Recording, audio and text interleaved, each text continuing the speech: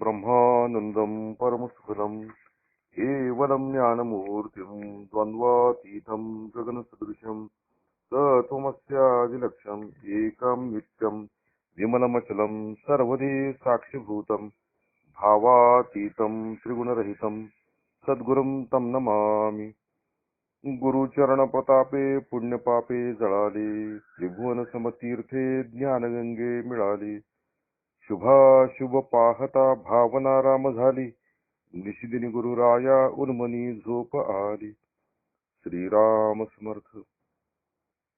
आता विश्वात्मके देवे, येणे वाग्यज्ञे तोषावे, तोषोनी मज द्यावे पसाय दान हे। परमपवित्र ज्ञानेश्वरी आणि ज्ञानेश्वरीतलं पसाय दान या विषयावरती बोलावं, गुरुदेवांची काही सेवा करावी असा मनात संकल्प आलेला आहे। खरं म्हणजे एका मित्राने फोन करून सांगितलं की पसायदानावरती काही निरूपण करावं। खरं म्हणजे पसायदान हा विषय जेवढा मोठा आणि अफाट आहे आणि त्याच्यावरती मोठमोठ्या लोकांनी बरंच भाष्य केलेलं आहे। पूजनीय स्वामी माधवनाथांनी फार पूर्वीच पसायदानावरती छोटासा ग्रंथ लिहिलेला होता। त्याच्यानंतर शंकर महाराज अभ्यंकरांनी त्यांनी देखील पसायदानावरती 9-10 प्रवचने केलेली होती आणि त्याचा एक ग्रंथ प्रकाशित केला होता। त्याची जवळजवळ 9वी आवृत्ती प्रकाशित झालेली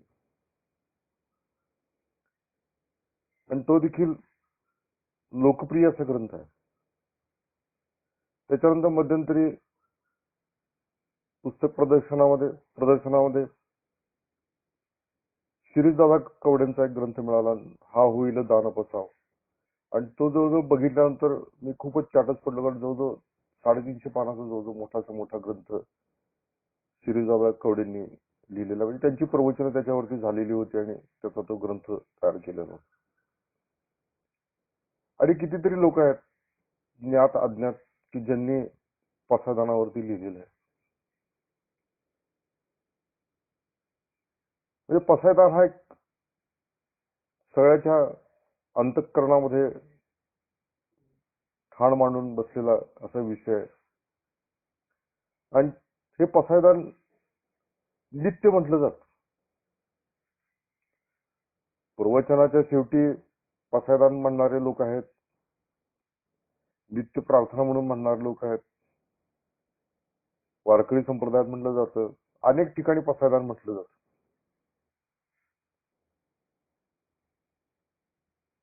एक वैश्विक प्रार्थना होऊन गेलेली आहे, एक सदिच्छा होऊन गेलेली आहे आणि त्याच्यावरती आपण काहीतरी चिंतन करावं, मनन करावं असा एक विचार त्या विनंतीतून माझ्या अंतःकरणामध्ये आलेला आहे। वास्तविकता उद्देश आपला एकच आहे की सद्गुरूंची, गुरुदेवांची सेवा आपण करतो आणि ती सेवा करण्याचा मूळ उद्देश काय आहे, तर चित्ताची शुद्धी व्हावी, अंतःकरणाची शुद्धी व्हावी म्हणून आपण सर्व गोष्टी करतो। आपण बघितलं की या जीवावरती मल, विक्षेप आणि आवरण या 3 गोष्टी अनेक जन्मांच्या पडलेल्या आहेत आणि हा जीव आपल्या स्वरूपाचं ज्ञान व्हावं यासाठी जन्मोजन्मी प्रयत्न करतो आहोत। पूर्वीचे संचित ये जन्मीची कमाई, तिसरी ती पाही गुरुकृपा, म्हणून पूर्व संचित घेऊन पुन्हा जीव जन्माला येतो, पुन्हा प्रयत्न करतो आणि हा प्रयत्न जोपर्यंत स्वरूपाचं ज्ञान होत नाही तोपर्यंत चालूच राहणार असतो।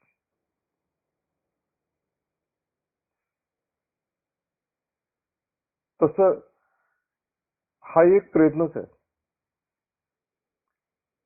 कारण किती अफाट ज्ञान असलेले लोक असतात समाजामध्ये,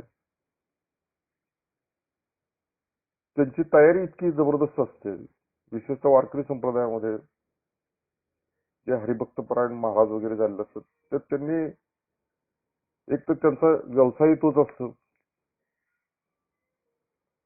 कारण पिढ्यानपिढ्या त्यांच्याकडे ते कीर्तनाची परंपरा, भजनाची परंपरा, प्रवचनाची परंपरा पिढ्यानपिढ्या चालू झालेली असते. आणि त्यामुळे करायचं काय तर आहे तो पिढीजात व्यवसायच केला जातो. व्यवसाय का म्हणतो तर त्याच्या पाठीमागे जी काही अर्निंग आहे, जी काही मिळकत आहे ती त्याच्यावरतीच असते. म्हणून तर गिदागी या नावाखाली 50,000 लाख रुपये ज्याप्रमाणे जेवढा मोठा महाराज त्याप्रमाणे त्याची गिदागी ठरलेली असते. आणि त्याचा तो व्यवसाय आहे, त्याची आपल्याला घेणं देणं नाही. पण मुख्य गोष्ट काय आहे की या लोकांचं अध्ययन झालेलं असतं. सांगायचा उद्देश मुख्य काय की त्याच्याशी आपलं मुख्य गोष्ट काय की अध्ययन झालेलं असतं. शास्त्रींच्याकडनं त्यांनी ती गीतेची संथा घेतलेली असते, उपनिषदांचा अभ्यास केलेला असतो, भागवताची पारायणे केलेली असतात, ज्ञानेश्वरीची पारायणे केलेली असतात. आणि त्यामुळं आणि परंपरेनं त्यांच्याकडे लहानपणापासून ऐकत येऊन येऊन त्यांना ती पठडी पण तयार झालेली असते त्याची. आणि त्यातून त्यांचा अभ्यास खरोखरीच ज्यावेळी ते प्रवचन करतात, कीर्तन करतात, तर लक्षात येतं की यांचा अभ्यास आपल्यापेक्षा कैक पटीने जास्त आहे. पाठांतर चांगला आहे, अभंग पाठ आहेत, गाथा पाठ आहेत, कितीतरी गोष्टी त्यांच्याकडे असतात. आणि ही गोष्ट खरोखरीच कौतुकास्पद आहे. ज्या ज्या ठाई उत्तम गुण ते सद्गुरूंचे अधिष्ठान, म्हणून तेथे अत्यादरी नमन केलीची पाहिजे. ते समर्थाने मुद्दाम सांगितलं की हे उत्तम गुण आहेत. एवढं पाठांतर करणं, एवढ्या ओव्या पाठ असणं, एवढे अभंग पाठ असणं, लोकांच्या समोर ते मांडणं, भलेही आपल्याला ज्ञान असो नसो, आत्मज्ञान झालेलं असो नसो, पण निदान परंपरेनं आपल्याकडे ते आलेलं आहे, ते लोकांच्या पर्यंत घेऊन जाण्याचे कार्य तरी ते करतायत, ही मोठी समाधानाची आणि आनंदाचीच गोष्ट आहे. आणि मग आपल्यालाही किंचितची सेवा करायला मिळते, म्हणून हा विचार मनामध्ये आला की मित्रांनो सांगितलेलं आहे की बाबा जरा पसायदानावरती आपण जर बोलला तर बरं होईल, आम्हाला आनंद वाटेल. आणि शेवटी काय की लोकांच्या अंतःकरणामधल्या परमेश्वराला आनंद देणं, याच्यासाठी तर आपलं जीवन आहे. दुसऱ्यांना आनंद देत राहिलं तर तो आनंद आपल्याला प्राप्त होतो. आणि म्हणून हा विचार मनामध्ये आला आणि म्हणलं ही पण सेवा आपण करायला काय हरकत काही नाही. आता विश्वात नके देणे, ज्यावेळी आता हा शब्द येतो त्याच्या पाठीमागे बऱ्याच गोष्टी होऊन गेलेल्या असतात, बराच विचारही झालेला असतो. अगदी पहिल्या अध्यायात आता म्हटलेलं नाहीये त्यांनी,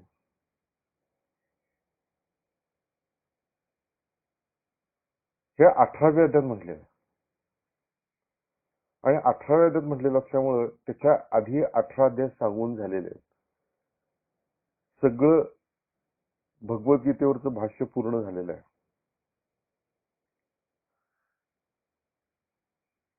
सद्गुरूंनी जी आज्ञा केलेली होती त्याप्रमाणे भगवद्गीतेचं भाष्य ज्ञानेश्वर महाराजांनी केलेले. आणि हे मोठे क्रांतिकारी पाऊल ज्ञानेश्वर महाराजांनी टाकलेलं होतं. कारण तो काळ एवढा कर्मठ होता, जाती जातीवरल्या भिंती चातुर्वर्ण्य समाजामधली एवढ्या घट्ट पडलेल्या होत्या की संस्कृत शिवाय बोलायचं नाही, ते ज्ञान लोकांच्या पर्यंत न्यायचं नाही,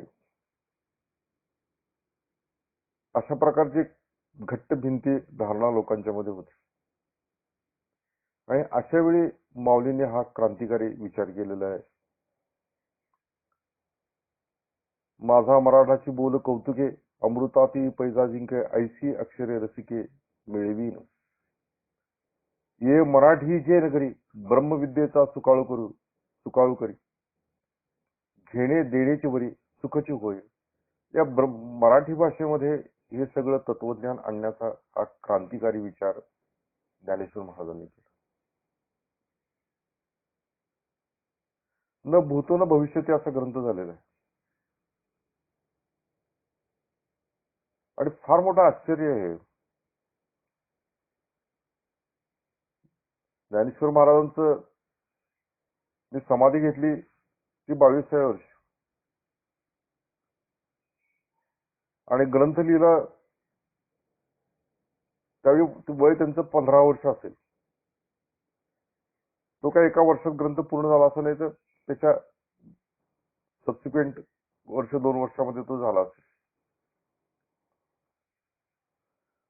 पण 15व्या वर्षी एवढं मोठं सामर्थ्य, एवढं भाषा प्रभुत्व, एवढं काव्य, एवढे अलंकार, एवढे दृष्टांत, हे एक असामान्य आणि अलौकिक प्रतिभा असल्याशिवाय होणं शक्य नव्हतं. अलौकिकच म्हटले पाहिजे. याच्या पाठीमागे प्रचंड पुण्याचा साठा आणि तीही गोष्ट सत्यच असली पाहिजे. लोपले ज्ञान जगी हित निर्णती कोणी अवतार पांडुरंग नाम ठेवले ज्ञानी. की पांडुरंगाचाच तो अवतार होता याबद्दल मनात शंका कुठलीही नाही. ब्रह्मा विष्णू महेश आणि आदिमाया यांनीच हे अवतार धारण केलेले होते असं म्हटलं तर वावगं नाही, ते सत्यच आहे. आणि म्हणून एवढी अलौकिक प्रतिभा माऊलीच्या ठाई होती.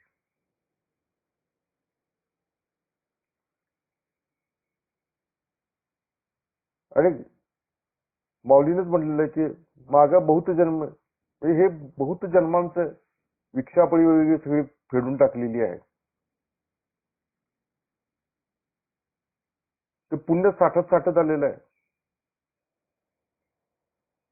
आणि सद्गुरूंनी तत्वम असं म्हटल्याबरोबर त्या बोधाशी माऊली एकरूप झालेली आहे.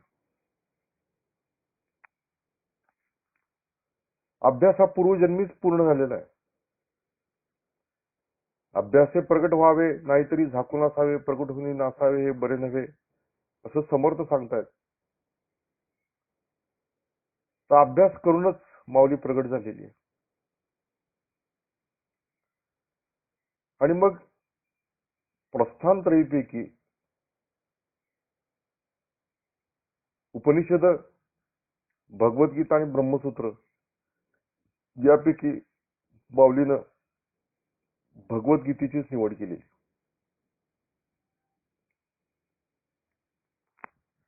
त्याचं कारण काय की जगाचा उद्धार झाला पाहिजे. वत्सासीने ओरसे दुपते होय गर्दशे झाले पांडवाच्या नेमिषे जगदुद्धरण.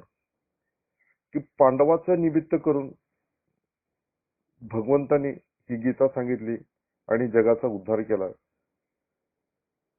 आणि माऊली साक्षात विष्णूचाच अवतार असल्यामुळे तेच कार्य पुढे माऊली करतायत की जगाचा उद्धार झाला पाहिजे, लोकांच्या पर्यंत ते ज्ञान गेलं पाहिजे. या विश्वातले प्रत्येक जीव अव्यक्त परमात्मा स्वरूपच आहे आणि त्या प्रत्येकाला जर स्वरूपाचं ज्ञान झालं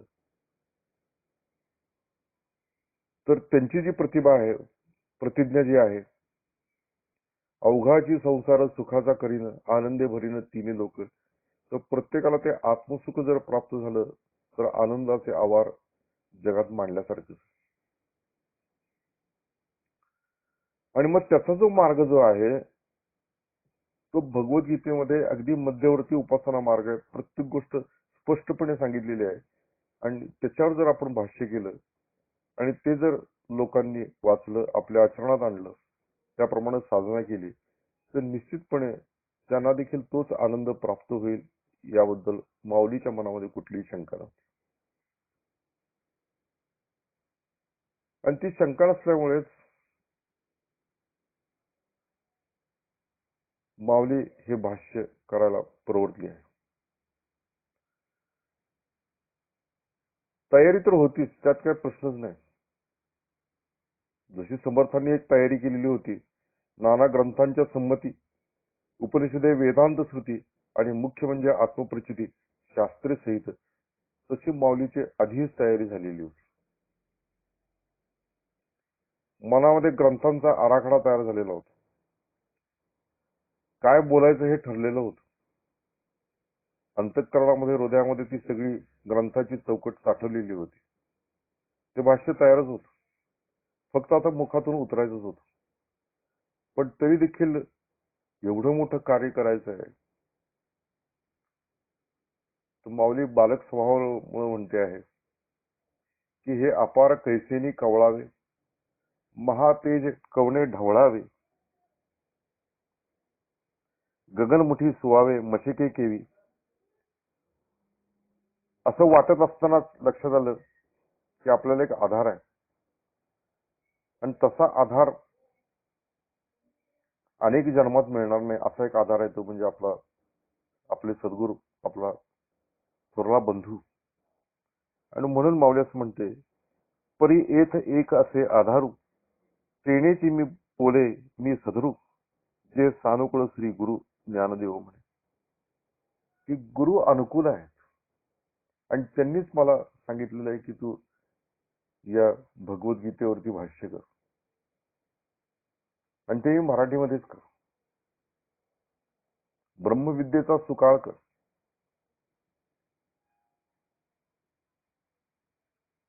आणि लोक आनंदित होऊन जातील. अध्यात्मशास्त्रीय अंतरंगचे अधिकारी परी लोक वाक्चातुर्य सुखिया होईल. की ते वाक्चातुर्य बघून देखील लोकांना सुख वाटेल. जरी ते अंतरंग अधिकारी नसले तरी देखील ते काव्य, ते अलंकार, ती भाषा बघून सुखी होऊन जातील. त्यामुळे ती तयारी इतकी जबरदस्त माऊलीची झालेली असल्यामुळं आणि सद्गुरूंची कृपा त्यांच्यावरती असल्यामुळं ते बोलायला प्रवृत्त झालेले आहेत. आणि सद्गुरूंचा जर आधार असेल, भरभक्कम एवढा आधार असेल, तर मग काय, जिभेवरती सरस्वती नांदेल, नाचेल, यात नवल काहीच नाही.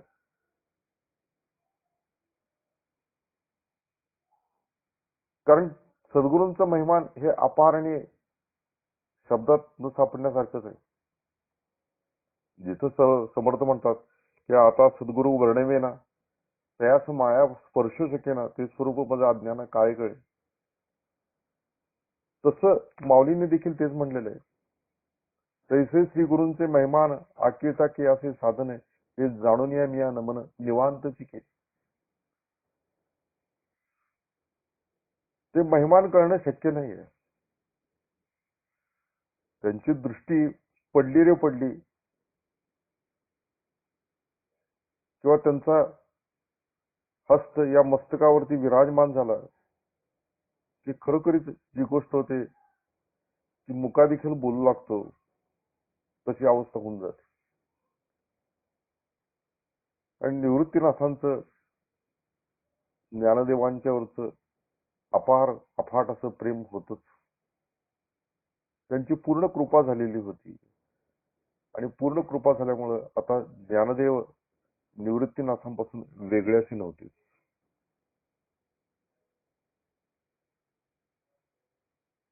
आणि त्यामुळं त्यांच्या कृपेनं ते भाष्य माऊलीनं केलं. आणि खरोखरीच तो प्रचंड अभ्यास कधी झाला असेल, हे खरोखरीच कोडच आहे. केवढं मोठं कोड आहे ते.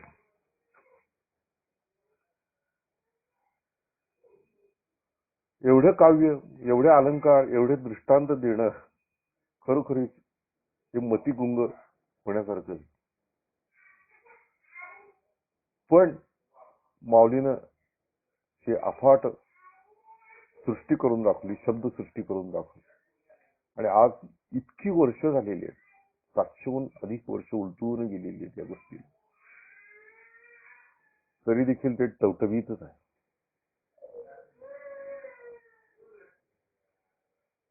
आणि म्हणून हे जे पसायदानाचे बोल आहेत ते एका महात्म्याचे बोल आहेत, एका संताचे बोल आहेत. स्वामी माधवनाथ असं म्हणाले की सगळा ग्रंथ जरी सापडला नसता आणि केवळ हा पसायदानाचं हे चिठोर जरी कोणाच्या हातामध्ये सापडलं असतं तर तो आनंदाने नाचला असता. तो म्हणाला असता की खरोखरीच ज्याने हे लिहिलेलं आहे तो फार मोठा महात्मा असला पाहिजे.